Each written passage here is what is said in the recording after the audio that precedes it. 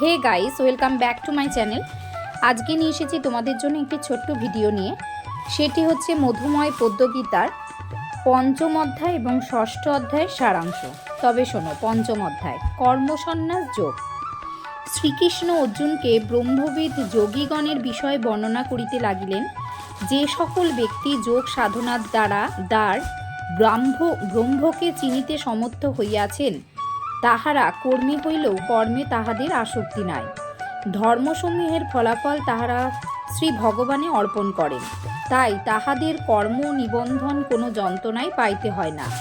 যাহারা ব্রহ্মজ্ঞ, তাহারা প্রাণীমাত্রকেই সমভাবে ভাবিয়া মনুষ্য, পশু, ব্রহ্ম ও অন্যান্য জীবসমূহকে ভগবান স্বরূপ দেখিয়া থাকেন।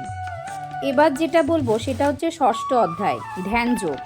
ভগবান শ্রীকৃষ্ণ অর্জুনকে আরও পরিষ্কার করিয়া বুঝাইতে লাগিলেন সন্ন্যাসী ও যোগী কাহাকে বলে। সন্ন্যাসী আর যোগীর কর্ম বিভিন্ন প্রকারের। আকাঙ্ক্ষা বিবর্জিত হইয়া সন্ন্যাসীগণ কাজ করিয়া যান, ফল লাভের আশা করেন না।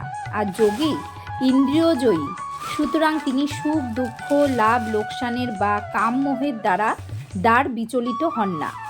শীত গ্রীষ্ম তিনি সমভাবে ভোগ করিয়া থাকেন। সম্মান ও অপমানের দিকে লক্ষ্য না করিয়া শত্রু মিত্র একভাবে দেখিয়া থাকেন। এই অভ্যাসই যোগ সাধনা। আসন যোগের প্রথম অবস্থা। মন ও দেহকে স্থির ও শুষ্ক করিয়া আসনে উপবেশন করিতে হয়। অতঃপর ধ্যান বা শ্রী ভগবানের চিন্তা আরম্ভ হইয়া থাকে। ধ্যান বা আসনের নিয়ম প্রণালী শাস্ত্রে উল্লেখ থাকিলেও ইহার জন্য গুরুর প্রয়োজন। অধিক ভোজনকারী ব্যক্তি উপবাসে দেহকে একেবারে শুষ্ক করিয়া রাখিলে তিনি যোগের উপযুক্ত হইতে পারেন না।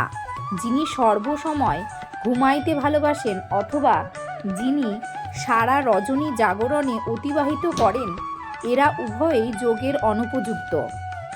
যোগাভ্যাস দ্বারা যখন মনস্থির হয়, তখন এক অভূতপূর্ব আনন্দরসে সমুদয় চেতনা লোপ পাইয়া যায়। তখনই তাহাকে সমাধি বলিয়া থাকে। সে সময় দুঃখ, শোক, ব্যথা ও মোহের আকর্ষণ মনকে স্পর্শ করিতে পারে না। এই প্রবৃত্ত মনে ভগবানের আবির্ভাব হয়। তখন অর্জুন শ্রীকৃষ্ণকে জিজ্ঞাসা করিলেন, যদি কোনো ব্যক্তি বহুকাল যোগাভ্যাস করিয়া এবং নিয়মিত সাধন করার পর নিষ্ঠা সহকারে আর যোগাভ্যাস না করে বা করিতে না পারে, তাহা হইলে তাহাদের অবস্থা কি হয়? শ্রীকৃষ্ণ উত্তর দিলেন যে, এইরূপ ব্যক্তি যোগভ্রষ্ট বলিয়া কথিত হয়। যোগভ্রষ্ট ব্যক্তি ভগবানকে লাভ করিতে পারে না।